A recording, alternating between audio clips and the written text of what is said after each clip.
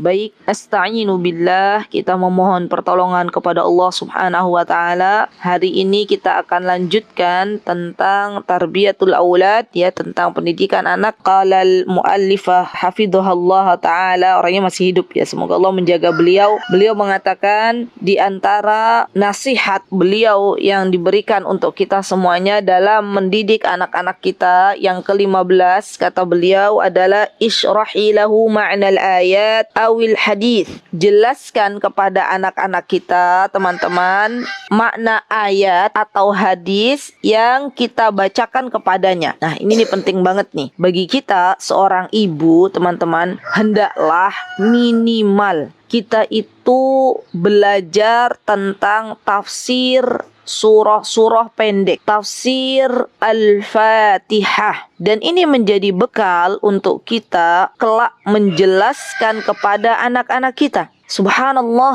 pahala yang sangat luar biasa akan didapatkan oleh seorang ibu yang ia mendapatkan kesempatan untuk mengajarkan surah Al-Fatihah dan surah-surah pendek kepada buah hatinya. Manakala kita mengajarkan kepada anak-anak kita, teman-teman, surah Al-Fatihah, maka kita jelaskan apa makna kandungan yang terdapat dalam surah Al-Fatihah dengan bahasanya anak-anak. Contoh misalnya dalam surah Al-Fatihah ada sebuah ayat iyyaka na'budu wa iyyaka nasta'in. Maka kita katakan kepada anak kita, "Nak, di dalam surah ini Allah menerangkan, memerintahkan kepada kita kalau minta tolong mintanya kepada siapa? Allah. Kalau menyembah, siapa yang patut kita sembah? Allah." Dan dalam keseharian, ya, kalau minta anak kecil nih teman-teman, kita bisa ajarkan sebelum mereka meminta kepada kita dan kita berikan, kita katakan dulu, misalnya minta sesuatu,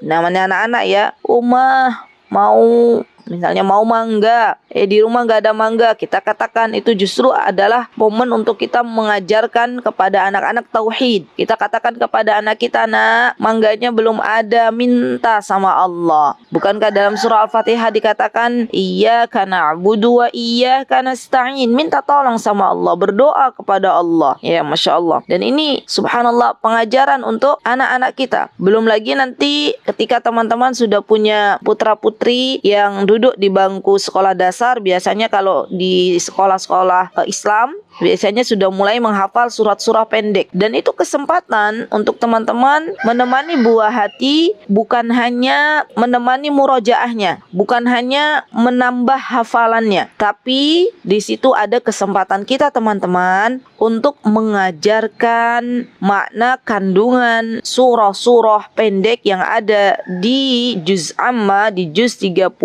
kepada anak-anak kita.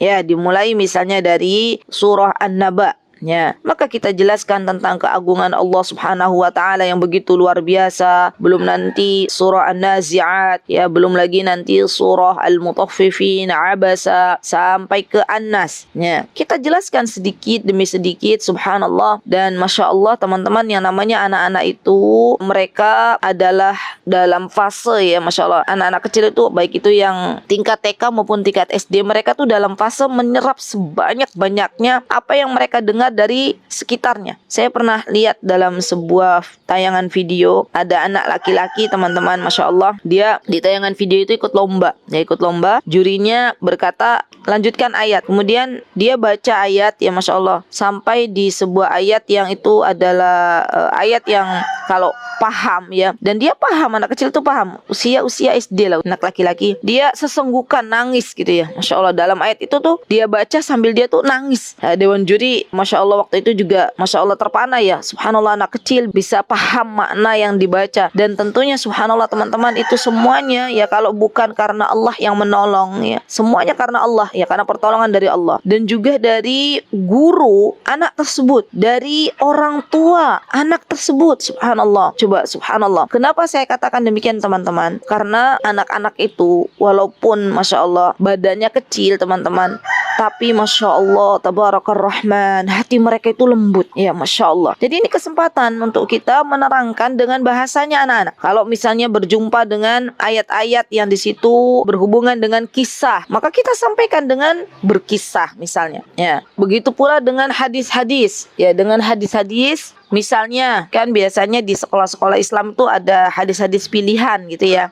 Hadis-hadis pilihan, hadis-hadis pendek. Nah, misalnya la taghdab walakal jannah. Misalnya jangan marah, bagimu surga. Anak kita mulai ini menghafal atau kita ajarkan hadis-hadis pendek. Maka sebelum kita mengatakan la taghdab walakal jannah, janganlah engkau marah, maka bagimu surga, evaluasi dulu kepada diri kita. Kita biasa ibu-ibu yang suka ngomel-ngomel nggak ya ke anak-anak? Suka marah-marah nggak ke anak-anak? Ya.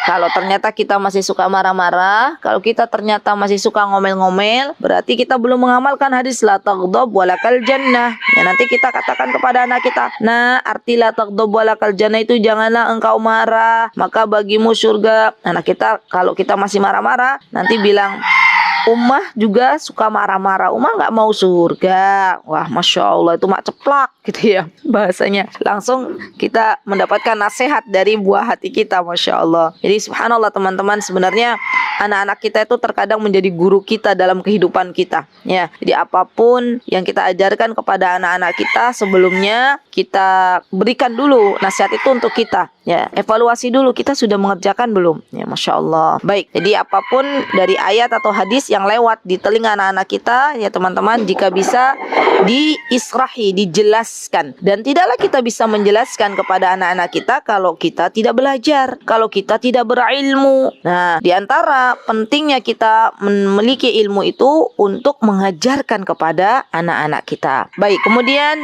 poin yang selanjutnya adalah poin yang ke-16 ya. Abdillah mengatakan bahwa kata beliau, aliqi ya, alik itu hubungkan atau ikatkanlah. Alik itu hubungkan atau ikatkanlah hati anak tersebut billahi azza wa jal, dengan Allah subhanahu wa ta'ala. Masya Allah, ini pendidikan yang sangat-sangat penting teman-teman. Kata beliau, wa ba'dul atfal tu'alliqu qulubahum bidunya ya, dan sebagian anak-anak itu justru oleh orang tuanya dikaitkan, dihubungkan, diikatkan hatinya dengan dunia ya, apa-apa dunia, wabis syahadat ya, dan dengan ijazah, dengan nilai-nilai akademik, wa yamla'u qalbahu bil auham. Dan kalau misalnya orang tuanya ya senantiasa memotivasi anaknya dalam menuntut ilmu itu hanya untuk mendapatkan ijazah atau nilai-nilai akademik rapot, atau sekedar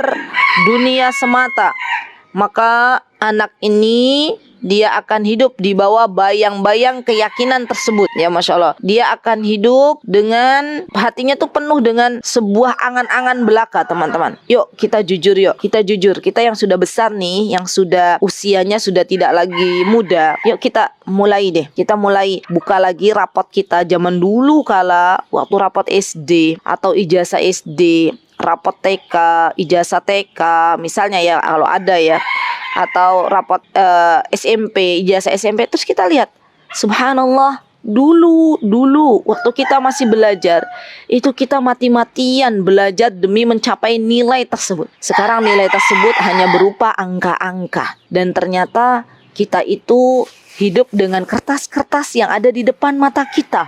Untuk mengejar nilai tersebut, kita harus bersusah payah pergi dari pagi hari sampai sore hari. Belum lagi setelah sekolah kita privat, hanya untuk mendapatkan nilai-nilai akademik. Ya subhanallah. Dan subhanallah, ternyata subhanallah ada banyak sekali teman-teman ya, Masya Allah, sebuah ilmu yang ternyata tidak kita butuhkan dalam kehidupan ini. Nah, kalau kita sudah mengatakan demikian dalam hidup kita, maka jangan sampai itu terulang kembali untuk buah hati kita.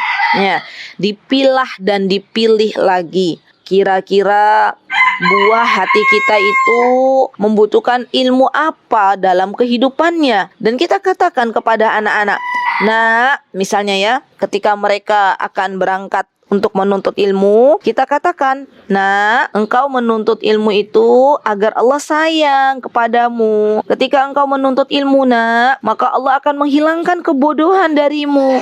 Ketika engkau menuntut ilmu, nak, kita akan didekatkan ke dalam surganya Allah subhanahu wa ta'ala. Ketika engkau menuntut ilmu, nak, maka Allah akan angkat derajatmu di dunia dan di akhirat. Jadi kita kaitkan semuanya dalam rangka mencari ridhonya Allah subhanahu wa ta'ala. bukan untuk sekedar mengejar akademik semata. Ya, kasihan anak-anak kita itu. Kalau tujuan kita orang tua hanya mengejar cepet-cepetan, ya bagus-bagusan nilai rapot di rapotnya anak-anak. Padahal mereka akhirnya apa? Tidak tahu prioritas mana yang mereka harus kerjakan. Semuanya dipelajari. Subhanallah ya. Subhanallah. Jadi subhanallah teman-teman, ini menjadi evaluasi bagi kita sebagai orang tua, teman-teman. Jangan sampai apa yang dulu kita rasakan ya, dan itu kita tidak nyaman dalam mencari sebuah ilmu, ternyata sampai jua kepada anak kita. Kita ulangi kembali episode seperti itu ya, Masya Allah. Jadi kita sudah mulai lebih baik lagi menjadi orang tua ya. Kira-kira ketika kita membimbing anak-anak kita, ikatkan semuanya pertama kali dengan Allah Subhanahu wa Ta'ala ya. Jadi subhanallah, ini penting banget ya teman-teman. Menurut saya penting banget. Jadi kalau misalnya kita lagi dengan anak kita jadi namanya belajar juga sebenarnya, namanya menuntut ilmu tuh bukan hanya di bangku sekolah. Dimanapun anak kita berada, itu kita mengajarkan kebaikan-kebaikan untuk anak-anak kita. Dan libatkan Allah. Dan ikatlah hati anak kita dengan Allah. Misal contoh kita sedang ada di meja makan ya. Kemudian di meja makan tuh ada makanan ya, subhanallah, dan kita katakan Masya Allah ya nak, misalnya buah gitu ya, buah yang berwarna-warni misal. Masya Allah indah sekali ya ciptaannya Allah. Ada buah warna hijau, ada buah warna kuning, ada buah warna merah. Masya Allah, subhanallah, indah sekali ciptaan Allah. Dan Allah berikan ini untuk kita. Ya, kita katakan demikian kepada anak-anak kita. Nah, kalau kamu makan buah ini, niatkan agar tubuh kita jadi kuat untuk beribadah kepada Allah gitu ya. Nah, atau misal kita boleh juga kita di meja makan ada nasi misalnya, terus anak kita tidak mau makan, terus kita kaitkan lagi, nak lihat nak, nasi ini nak yang menumbuhkan adalah Allah dari tanaman padi, dan kita harus bersyukur kepada Allah Subhanahu wa Ta'ala. Semua dikaitkan dengan Allah Subhanahu wa Ta'ala ya. Anak kita misalnya sedang bepergian dengan kita, maka kita kaitkan juga hati anak-anak kita dengan Allah. Ya subhanallah, Allah maha baik ya nak. Allah yang memberikan kepada kita kendaraan, dan kendaraan itu bisa melaju atas izin Allah Subhanahu wa Ta'ala. Masya Allah, kita merasakan kebaikan Allah yang begitu luar biasa. Kita bisa melihat pemandangan yang begitu cantik, ciptaan Allah yang begitu megah. Semua dikaitkan kepada Allah Subhanahu wa Ta'ala. Sampai teman-teman ya, pelajaran yang mesti kita tanamkan dalam diri anak-anak usia dini adalah mencintai Allah Subhanahu wa Ta'ala. Dan ini PR untuk kita semuanya. Kalau anak-anak kita sudah mencintai Allah, hatinya sudah terpaut dengan Allah, maka apapun yang diperintahkan oleh Allah dan Rasulnya, biiznillahi ta'ala, ia akan bersegera untuk menyambutnya. Ya, ini catatan bagi kita. Jadi di usia anak-anak masih kecil itu, yuk kenalkan Allah sebanyak-banyaknya kepada anak-anak. Bagaimana kebaikan-kebaikan Allah Azza wa Jal, sehingga anak-anak kita akhirnya mencintai Allah dan menjadikan Allah Subhanahu wa Ta'ala prioritas di dalam kehidupannya. Baik, kemudian ini juga penting ya teman-teman, bahwa ketika ini nanti insya Allah besok insya Allah akan dilanjutkan kajian parenting di hari Jumat. Insya Allah mudah-mudahan sudah mulai kita akan bahas tentang kitab Tarbiyatul Abna, dan nanti diantara temanya itu adalah hanya Allah satu-satunya pemberi hidayah. Dan ini juga penting untuk kita katakan kepada anak kita, nak ya, kalau ada sesuatu dalam kehidupanmu, dalam ada masalah, maka minta kepada Allah Subhanahu wa Ta'ala. Allah yang akan beri itu semuanya ya. Masya Allah. Baik, kemudian yang selanjutnya yang ke-17 ya, ini penting banget nih. Beliau mengatakan ihtammi bihifdzil Quran. Berikan perhatian kepada anak-anak kita untuk menghafalkan Al-Quran. Subhanallah. Dan kata beliau, wahifdzi, dan berikanlah juga perhatian kepada anak-anak kita, ajarkan anak-anak kita untuk setiap hari ya syai'an yasiran walau ayat wahidah, untuk menghafal Al-Qur'an walaupun satu ayat. Lihat teman-teman, satu ayat. Karena kata beliau, fa innal mustaghilina bil Qur'an hum khairun nas. Karena orang-orang yang dia sibuk dengan Al-Quran, di dalam kehidupannya dia menyibukkan diri dengan Al-Quran, maka ini termasuk manusia yang terbaik di mata Allah Azza wa Jal. Ya, Masya Allah.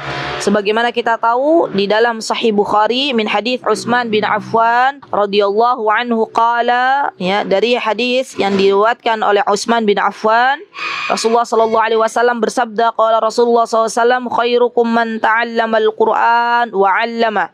Sebaik-baik kalian adalah yang belajar Al-Quran dan mengajarkannya. Wa fi riwayatil Bukhari, dan di dalam riwayat Bukhari, inna afdalakum. Ya, dalam riwayat Bukhari disebutkan bahwa orang yang paling afdal, orang yang paling utama di antara kalian adalah man ta'allamal Qur'an wa 'allamah. Orang yang belajar Al-Quran dan mengajarkannya. Masya Allah. Dan sungguh teman-teman, Nabi kita Muhammad sallallahu alaihi wasallam telah memberikan wasiat untuk kita, wa qad ausan Nabi sallallahu alaihi wasallam, ya, kepada kita umatnya. Rasulullah berwasiat bil ihtimam, ya, untuk memberikan perhatian yang sangat besar dengan Al-Qur'anul Karim. Ya, Masya Allah. Teman-teman, Al-Quran itu mudah, ya. Baik mudah untuk dihafal, mudah untuk dibaca, mudah untuk dipelajari. Ya, kalau kita berikan perhatian yang besar kepada Al-Quranul Karim. Coba saya mau tanya kepada teman-teman. Teman-teman nih yang sudah menikah, ya, walaupun itu sudah belasan tahun, sudah puluhan tahun, mesti karena teman-teman waktu menikah itu teman-teman anggap adalah sebuah momen yang sangat indah dalam kehidupan teman-teman, momen yang sangat penting bagi kehidupan teman-teman. Kalau saya coba tanya kepada teman-teman, masih ingat nggak dulu waktu hari menikah itu teman-teman pakai baju warna apa? Mesti saya yakin semua jawab ingat, ya. Ingat dengan baju warna apa yang dikenakan, ya. Dan itu sudah terjadi puluhan tahun yang lalu, belasan tahun yang lalu. Dan kita ingat. Kenapa seperti itu? Karena kita menganggap itu adalah sebuah hal yang sangat penting dalam kehidupan kita, ya, sebuah hal yang menyenangkan dalam kehidupan kita. Masya Allah. Begitu pula dengan Al-Quranul Karim. Al-Quran kalau kita prioritaskan dalam kehidupan kita teman-teman, ya, biidznillahi ta'ala, maka apa yang kita hafalkan, apa yang kita pelajari itu akan menancap di dalam hati kita, dan kita akan ingat, ya, sepanjang hidup kita. Masya Allah. Baik, kemudian qala al-Imamul Bukhari, ya, Imam Bukhari mengatakan, beliau berkata di dalam kitab beliau jilid 9, kalau ada seperti ini berarti jilid 9 nomor hadis 5022, Haddatsana Muhammad bin Yusuf, Haddatsana Malik Haddatsana Muhammad bin Yusuf, Haddatsana Malik bin Mighwal, Haddatsana Talha. Disebutkan atau dikabarkan, telah mengabarkan Talha, qala, dia berkata, sa'altu Abdullah bin Abi Aufa, ya, bahwa Talha mengatakan, ya, dia berkata, saya bertanya kepada Abdullah bin Abi Aufa. Apa yang ditanyakan oleh Talha? Usan Nabi sallallahu alaihi wasallam, dan ditanyakan kepada Abi Aufa, apakah Nabi sallallahu alaihi wasallam telah berwasiat sesuatu? Maka beliau mengatakan faqala la, maka beliau mengatakan tidak. Faqultu kaifa kataba 'alan nasil wasiyah. Kemudian dia mengatakan, maka bagaimana, ya, Rasulullah sallallahu alaihi wasallam mewasiatkan, atau apa yang diwajibkan bagi manusia ketika diperintahkan untuk berwasiat, namun beliau tidak berwasiat. Kemudian beliau mengatakan, ausa bi kitabillah, ya, Rasulullah SAW mewasiatkan Al-Quranul Karim. Qala al-Hafidh, ya, Al-Hafidh berkata, al-muradu bil wasiyah bi kitabillah, bahwa yang dimaksud wasiat dengan kitab Allah adalah yang pertama hifdhuh, menghafalkannya, wa yattabi' fi, dan mempelajarinya, maksudnya mengikuti apa-apa yang ada di dalamnya itu, mempelajarinya. Faya'malu bi awamirihi, dan mengerjakan apa-apa yang ada di dalamnya, diperintahkannya. Wa yajtanibu nawahi, dan menjauhkan apa-apa yang dilarang di dalam Al-Quran tersebut. Wa yudamu ala tilawatihi wa ta'limihi. Dan kita diperintahkan untuk terus menerus senantiasa membacanya. Dawam itu istiqomah, terus menerus, baik itu membacanya maupun mempelajarinya. Nah, dari sini teman-teman kita bisa mengambil pelajaran ya di dalam qala al-hafidh bahwa kewajiban kita kepada Al-Quran atau haknya Al-Quran kepada kita, yang pertama kalau menurut penjabaran hafidh maka dihafalkan. Kemudian dipelajari tafsirnya, isi kandungannya, baru setelah kita paham ya, kemudian kita amalkan apa-apa yang ada di dalam isi Al-Quranul Karim. Kemudian setelah itu dibacanya serta kita pun mengajarkannya. Ya, Masya Allah. Jadi ada berapa ini? Ada 4 ya. Atau boleh dibalik juga boleh. Membaca terlebih dahulu, dibaca Al-Quran itu, kemudian setelah itu dipelajari, ditadabburi, baru setelah itu kita amalkan. Setelah kita mentadabburi, setelah kita mempelajari isi tafsirnya, diamalkan, diajarkan. Kemudian kita ajarkan kepada orang lain yang membutuhkan. Masya Allah. Dan ini akan menjadi nilai plus di hadapan Allah Subhanahu wa ta'ala. Ya, karena kita pengen menjadi orang yang paling terbaik di hadapan Allah dan Rasulnya. Kalau kita pengen menjadi juara di hadapan Allah, maka tidak ada jalan lain kecuali kita harus belajar Al-Quranul Karim dan mengajarkannya. Ya, Masya Allah. Semoga Allah Subhanahu wa ta'ala menjadikan kita semuanya orang-orang yang senantiasa dekat dengan Al-Quran. Semoga Allah Subhanahu wa ta'ala menjadikan kita semuanya orang-orang yang senantiasa punya waktu untuk Al-Quran. Dan semoga Allah Subhanahu wa ta'ala menjadikan anak keturunan kita, anak-anak, ya, cucu yang senantiasa dekat dengan Al-Quran dan menjadi keluarganya Allah Subhanahu wa ta'ala yang ada di muka bumi ini. Amin. Allahumma amin. Baik, kita lanjutkan sedikit lagi untuk bab tarbiyatul aulad, ya, insyaallah sedikit lagi. Kemudian beliau mengatakan, kata beliau, wal Quran, dan ingatlah wahai sahabatku bahwa Al-Quran itu akan memberikan syafaat, ya, syafa' li sahibihi, subhanallah. Dan kita ingin besok ketika kita berdiri di hadapan Allah Subhanahu wa ta'ala, ya, ketika di hari kiamat nanti kita ingin mendapatkan syafaat. Dan di antara yang diizinkan oleh Allah Subhanahu wa ta'ala untuk memberikan syafaat kepada umat manusia ini, di antaranya adalah Al-Quran. Masih banyak ya sesuatu yang bisa memberikan syafaat. Apa amal soleh yang bisa memberikan syafaat? Misalnya selain dari Al-Quran, saum, puasa, itu juga bisa memberikan syafaat kepada ahlinya, kepada orang yang suka berpuasa di dunia. Kemudian Rasulullah SAW juga memberikan syafaat kepada umatnya. Ya, Masya Allah. Tahu ya teman-teman apa arti syafaat? Syafaat itu adalah artinya wasithah, ya, perantara.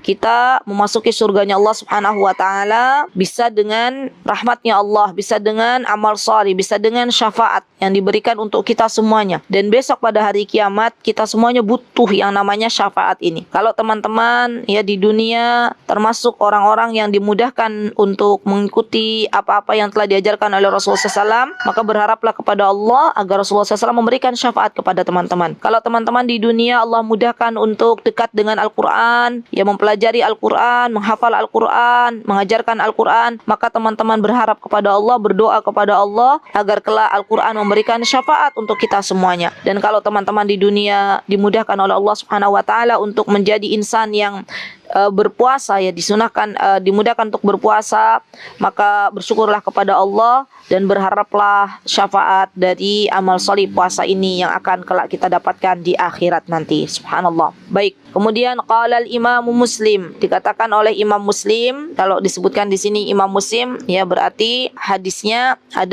biasanya ada di Sahih Muslim, ada jilid 1 halaman 553. Ya, Haddatsanil Hasan bin Ali Al-Halwani, disebutkan bahwa Imam Muslim mengatakan Al-Hasan bin Ali Al-Halwani telah mengabarkan kepadaku. Haddatsana, disebutkan juga, ya, siapa yang mengatakan di sini? Abu Taubah, ya, Abu Taubah wa huwa Rabi' bin Nafi'. Abu Taubah itu adalah kunyahnya, nama asli beliau adalah Rabi' bin Nafi'. Teman-teman ditulis saja siapa sih Rabi' bin Nafi', ya. Kalau ada sesuatu yang teman-teman tuh baru kenal, ditulis. Nanti teman-teman cari Siapa Rabi' bin Nafi' itu? Dan ini akan menjadi pelajaran untuk kita semuanya. Karena yang namanya menuntut ilmu itu harus terus dicatat ya apa faidahnya, dan kita cari gali lagi. Haddatsana Muawiyah, kemudian dikabarkan kepada kita telah mengabarkan Muawiyah yakni Ibnu Salam, Muawiyah bin Salam an Zaid, dan telah mengabarkan kepada kita dari Zaid annahu sami'a Aba Salam yaqul, dia mendengar Abu Salam berkata, haddatsani Abu Umamah Al-Bahili qala, telah berkata Abu Umamah Al-Bahili, ini telah mengabarkan kepada kita, qala sami'tu Rasulullah sallallahu alaihi wasallam yaqul, saya mendengar Rasulullah sallallahu alaihi wasallam bersabda. Lihat teman-teman, bedanya anaknya seorang muhaddis, ya putrinya seorang muhaddis, karena beliau Ummu Abdillah ini putrinya Syekh Muqbil bin Wadi, ya Masya Allah, beliau adalah seorang ahlul hadis, ya seorang muhaddis. Maka dari hadis yang beliau bawakan saja tidak langsung kepada matannya.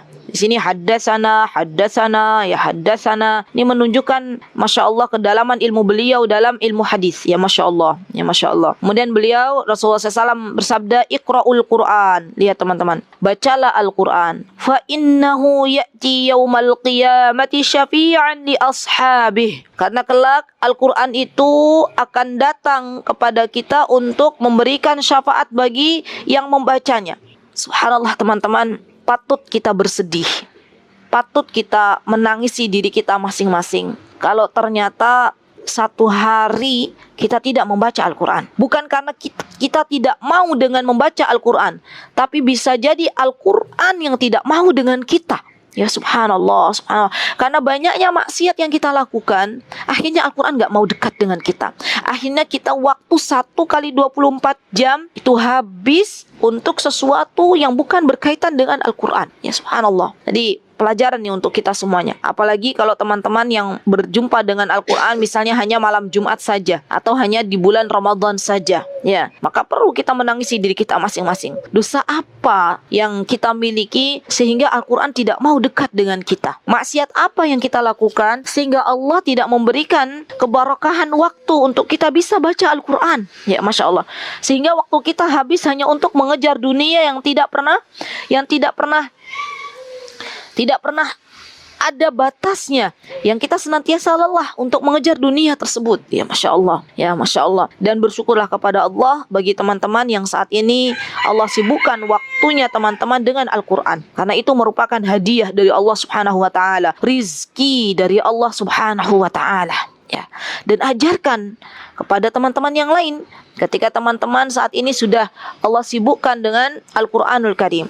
Subhanallah teman-teman, saya ingat ya suatu hari saya pernah duduk di majelisnya seorang ustadzah, ya seorang syekhoh, dan beliau mengatakan di dalam muhadharah beliau, kata beliau, awali pagi hari kalian itu dengan Al-Quran. Ya, jadi kenapa? Karena kalau kita itu memprioritaskan Al-Quran, membaca Al-Quran di pagi hari, maka Allah akan memberikan barakah di sisa-sisa waktu kita. Ya. Tapi kalau kita prioritaskan amalan atau aktivitas selain Al-Quran, misalnya ibu-ibu mengawali harinya misalnya dengan berjualan misalnya, atau ibu-ibu mengawali harinya dengan sibuk di dapur, maka bisa jadi teman-teman Al-Quran itu sampai kita ketemu malam hari ternyata kita belum baca Al-Quran. Ya subhanallah. Dan minta kepada Allah agar kita itu digolongkan sebagai orang-orang yang senantiasa bisa membaca Al-Quran. Perbanyak doa, Allahumma a'inni ala dzikrika wa syukrika wa husni ibadatik. Subhanallah teman-teman, kita ketika bisa membaca ayat satu saja dari Al-Quranul Karim, itu bukan karena kita hebat, bukan karena kita punya mulut bisa membaca, bukan karena kita punya waktu barang semenit, tapi itu murni hidayah dari Allah Subhanahu wa Ta'ala Al-Hadi, Allah yang maha memberikan hidayah. Allah Subhanahu wa Ta'ala, fa innallaha yudillu may yasha wa yahdi may yasha, Allah yang memberikan siapapun yang Allah kehendaki dari hidayah tersebut. Allah tunjukkan kepada siapapun yang Allah kehendaki. Subhanallah. Dan kita meminta kepada Allah setiap hari dengan doa kita, hidayah itu kita pinta kepada Allah Subhanahu wa Ta'ala. Ya muqallibal qulub, sabit qalbi ala dinik. Jangan sampai kita hanya di waktu-waktu salat meminta hidayah, karena hidayah petunjuk Allah itu penting bagi kita semuanya teman-teman.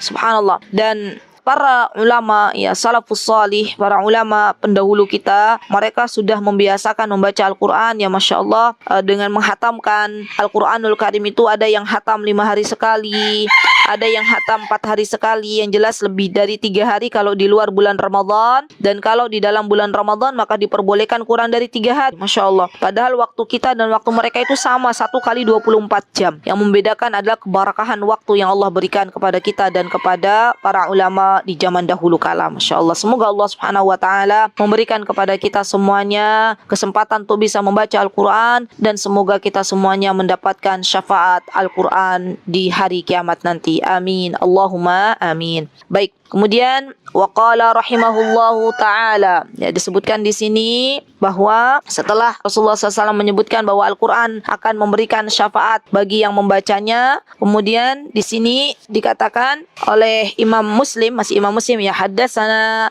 Ishaq bin Mansur, ya, disebutkan oleh Ishaq bin Mansur telah mengabarkan kepada kita Ishaq bin Mansur, akhbarana Yazid bin Abdi Rabah, telah berkata Yazid bin Abdul Rabah. Kemudian haddatsana Al-Walid bin Muslim, telah mengabarkan kepada kita Walid bin Muslim an Muhammad bin Muhajir, ya, dari Muhammad bin Muhajir, an Al-Walid bin Abdurrahman Al-Jarshi, dari Walid bin Abdurrahman Al-Jarshi, ya. Kemudian di sini disebutkan bahwa an Jubair bin Nafir, ya, dari Zubair bin Nafir. Kemudian ia berkata, apa yang dikatakan? Kata beliau, sami'tun Nawas bin Sam'an Al-Kilabi, ya, saya mendengar Nawas bin Sam'an Al-Kilabi berkata, sami'tu Rasulullah sallallahu alaihi wasallam yaqul, saya mendengar Rasulullah SAW berkata, yu'ta bil Qur'ani wa ahlihi alladhina kanu ya'maluna bihi taqdumuhu suratul Baqarah wa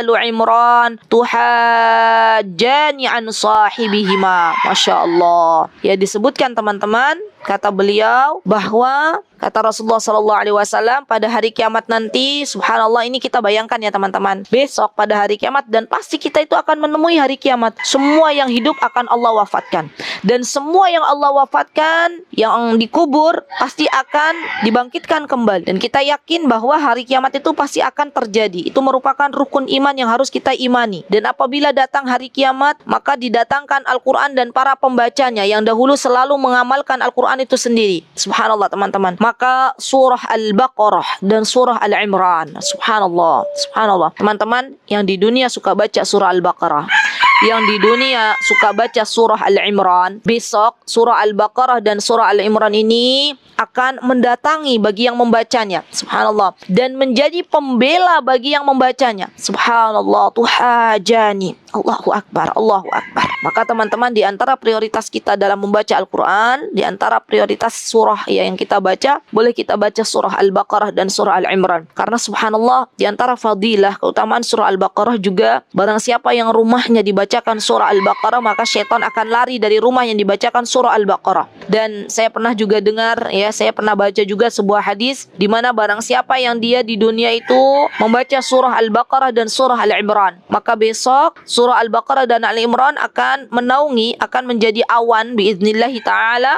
yang akan menaungi dari sengatan matahari yang sangat panas bagi para pembacanya. Subhanallah, subhanallah, Allahu Akbar. Dan kita bayangkan ya teman-teman, panas terik matahari di hari kiamat nanti, ketika kita berdiri itu sangat-sangat panas.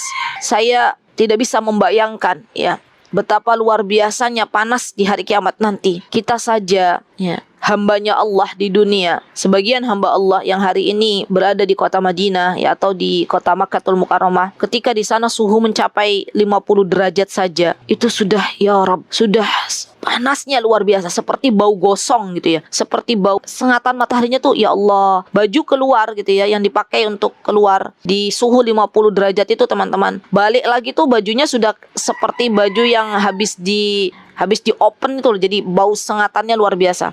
Nah itu baru di dunia, belum nanti di akhirat, subhanallah. Dan berbahagialah bagi siapapun yang di dunia saat ini diberikan kemudahan oleh Allah untuk bisa baca surah Al-Baqarah dan Al-Imran. Besok bisa dibayangkan gak teman-teman, Al-Baqarah dan Al-Imran itu subhanallah berubah menjadi awan dan akan memanggil, dan panggilannya itu tepat, tidak kesasar gitu loh.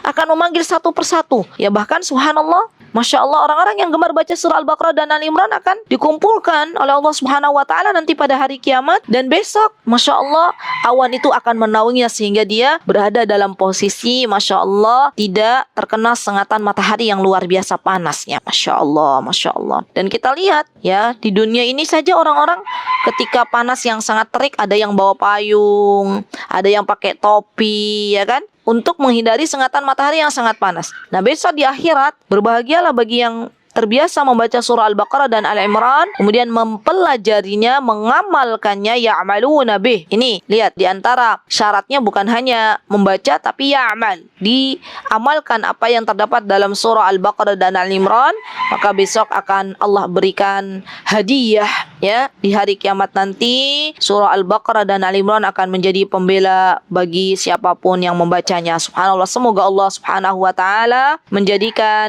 kita semuanya teman-teman atau hamba-hamba Allah yang senantiasa berzikir kepada Allah, yang senantiasa memperbanyak Al-Quranul Karim, dan semoga Allah Subhanahu wa Ta'ala memudahkan kita untuk terus mengajarkan. Kemudian Allah Subhanahu wa Ta'ala semoga ya kelak mewafatkan kita dalam keadaan kita sedang dalam keadaan membaca Al-Quran dan mencintai Al-Quran itu sendiri. Baik, itu yang bisa saya sampaikan. Mudah-mudahan Allah Subhanahu wa Ta'ala berikan kepada kita kesehatan, dan kita doakan semoga Allah Subhanahu wa Ta'ala menyembuhkan siapapun yang saat ini sedang diberikan sakit oleh Allah Subhanahu wa Ta'ala dengan kesehatan yang sempurna. Jika ada yang benar, datangnya dari Allah Subhanahu wa Ta'ala. Jika ada yang salah, datangnya dari saya pribadi. Saya mohon maaf yang sebesar-besarnya. Aqulu qauli hadza wastaghfirullah li wa lakum wa akhiru da'wana anil hamdulillahi rabbil alamin. Assalamualaikum warahmatullahi wabarakatuh.